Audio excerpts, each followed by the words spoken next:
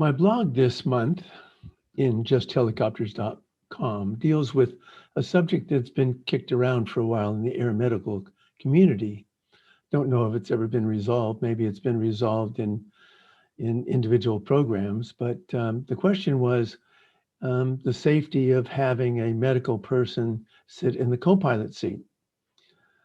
Um, and I was wondering what your thoughts are on the subject.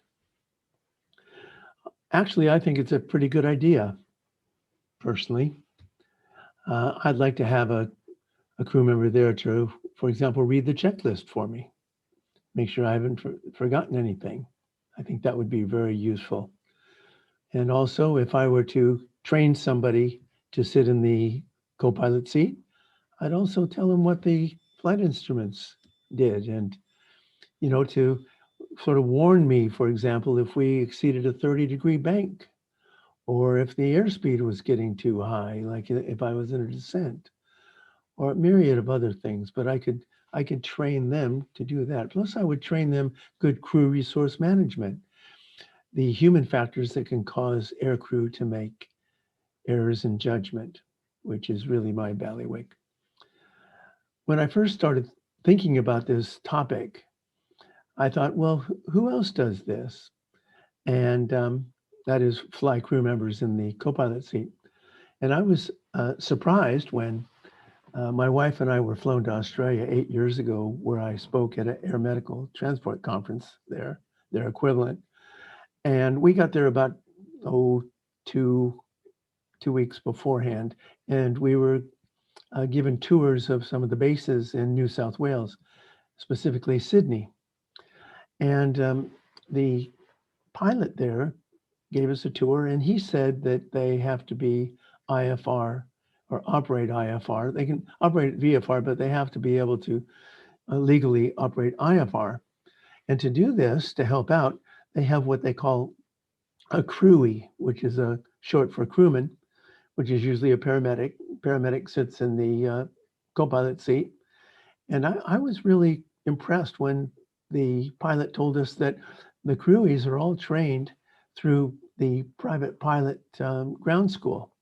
So they're actually trained like a pilot, but they don't do the stick and rudder skills. They don't actually fly the aircraft. And once they do their pilot training, their ground school, they come back and then they're taught to be co-pilots, to read charts and to do checklists and even to possibly talk on the radio.